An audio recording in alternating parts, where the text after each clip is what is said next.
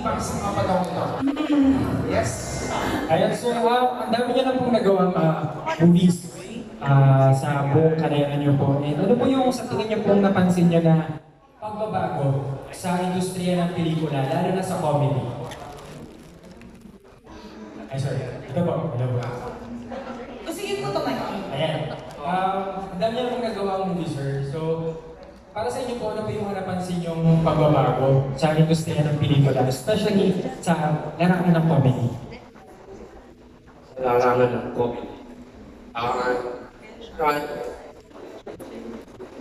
Kasi hindi ako pakang nasagutin yan kasi hindi po ako komedyante. Pero salamat dito sa mga kasama ko sa ensemble ng samahan ng mga kasalanan, natuto ako mag-punch ng lines. Natuto po ako. Sumabay ako sa kanila. Ang maganda dito kasi yung ensemble work. Mula sa ensemble, nagkakaroon ng tapestry. Tapos mula sa tapestry, napapunch namin yung lines. It's a collective. Collective po. Thank you very much. Thank you po. Cheers, maraming salamat. Ito naman from Random Republican, Miss Kate Adamar. Kate?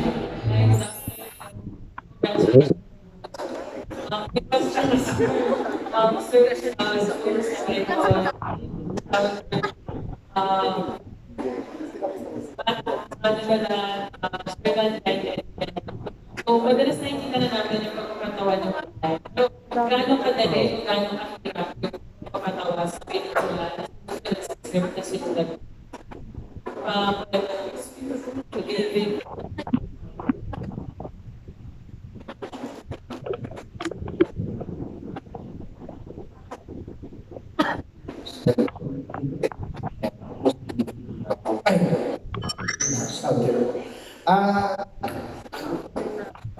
Actually, malaking tulong yung sinabi ni Tito Soler. Sobrang laking tulong nung aking set. Talagang group effort siya eh. Siyempre, ito na rin yung script. Diba? Tapos, huwag lang din talagang mahihiyang ibitaw yung mga punchline. Tapos, support din, of course, again, support nga ng mga set. Sobrang laking tulong talaga. Yun po. Yan siya pag gusto sumagot, guys. Si Ian. Ian? Sorry po, pinapasetan kasi yung dito.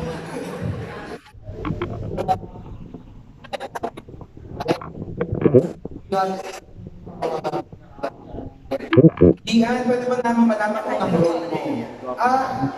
Ako po yung Mr. Makasalanan is here. Ako po si Mang Talama, ang representation ng drugs. Di kasi masyado halata sa akin. So, di ko nga din alam, hindi ako nakastaman. Dapat pag-front ako partner with manager. Anyways, yun nga, sobrang hirap para sa akin ito kasi yun nga, kasama ko yung mga iba't ibang mga veteranong comedian natin, mga magagaling talaga sa industriya. So, challenge sa akin para sumabay doon sa level ng comedy. At the same time, nakatulong natin yun nga yung kulitan, off-cam, ganyan, para mas makabuo ng chemistry at para mas masaya natin yun. Ayun lang. Thank you bro. Okay, sino pa gusto mong sumagot? Ito na ako. Sure na. Saan ba? Saan yung camera para sa akin yung magkakataon ko?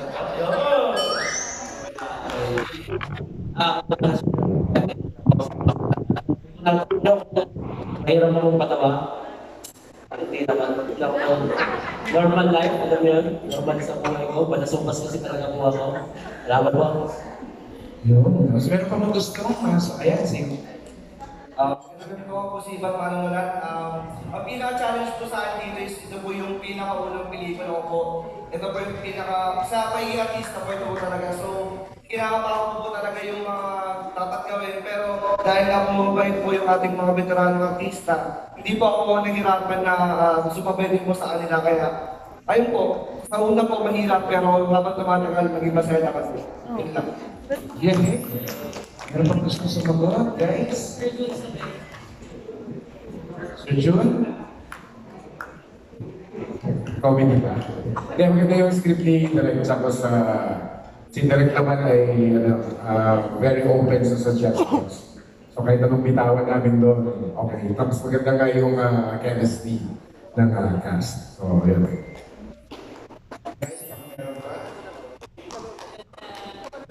Second question na lang.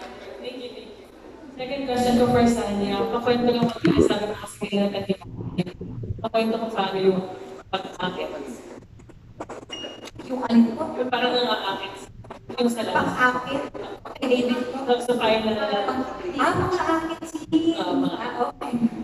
Wala. Alam niyo po, nung umpisa po kasi no, nung isa yung sa talagang kinabahan po ako. Kung meron ng challenging dito sa part na to, ito po yung pang-aakit talaga kay David. Tapos, parang una eksena, hindi pa niya nakikita yung kung ano yung suot ko. So pagbukas po niya ng pinto, tumawa, nawala na yung ano, sabi ko sa kanya, uy, sandali mo kita tama. Kasi nakalimutan na, pari pala ako, bawal pa rin.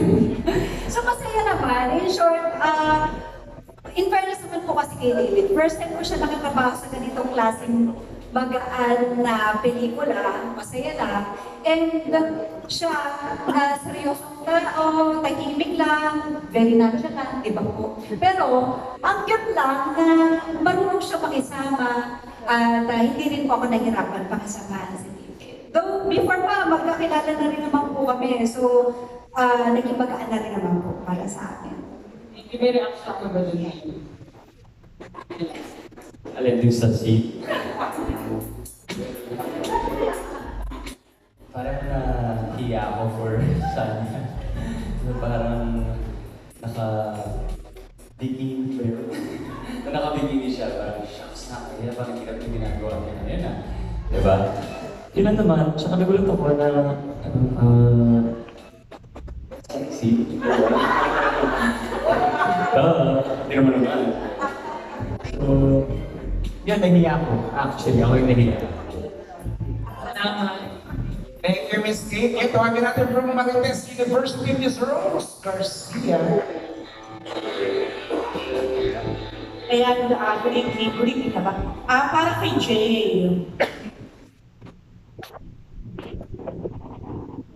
Hello. Yeah, kay Jay. Congratulations. Ayun, okay.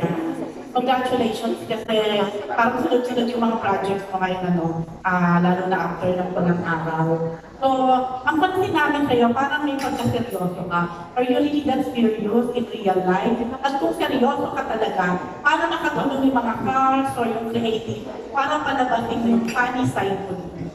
Seryoso, I would say siguro medyo tahimik ako in real life kasi pag hindi ko hindi ko masyadong close sa mga tao, parang usually tahimik lang ako. Pero siguro nakatulong sa akin dito yung mga cast kasi off-cam, we had our happy moments. Madami kaming ginawa sa set namin.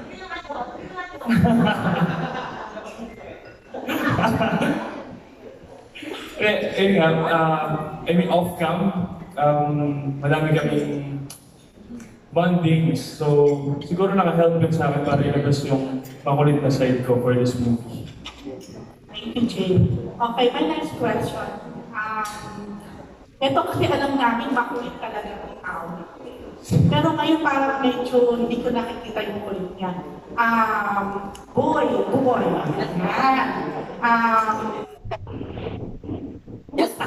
Kumusta ka muna? Mga surprise din kami na katatuwa na you're here. Yes. Kumusta ka naman? Actually po, share ko lang din, parang ang tagal po talaga hindi nakagawa po ng pelikula. I mean, minamanifest po talaga na sana Lord magkaroon po ako ng isang pelikula. Kasi, dahil po sinabi po ni Direk Joel, nakakamiss na po talaga na parang pumasok ka ng sinihan, andun yung mga tao, manood kayo ng sine, kasama yung family.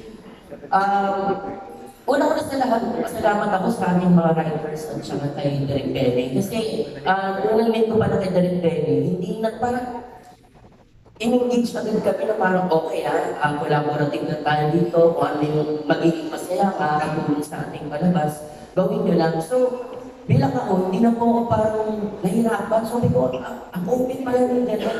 At ang ganda po ng role. So, isang magandang blessing po ito. Kaya sobrang happy ko po na mapasama dito sa samahan ng mga makasalanan. Dahil blessed din yung mga class ko po dito. And then si ang ating Ginoo, David, ikaw po. At syempre, ang ating napaka-sexy, Sanya Lopez. May Kuya Jerms. At si Beto po pala. Iba rin yung pumama. Sorry po. Si Beto. At syempre, isang talaga gusto ko pinapangarap makasama sa isang screen sa ating channel. Ayan. Kasi, ano ko yan, veterano yan. At si Derek Joel, nakakamiss po siya makatrabaho. Lahat po, sobrang nag-enjoy kami.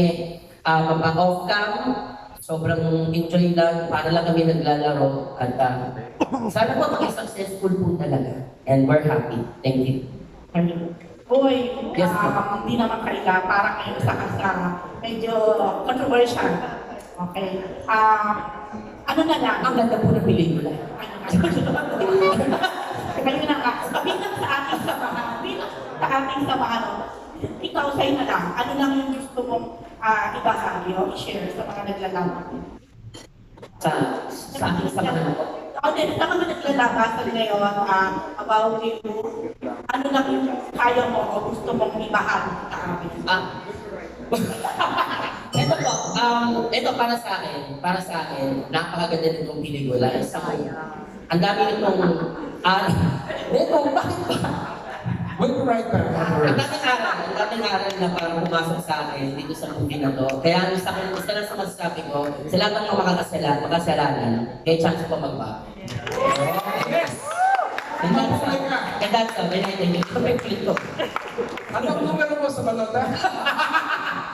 Ayan, naman mga Ate Rose, maraming salamat. Bago natin yun, from Sharing Network Miss May Aquino, Miss May.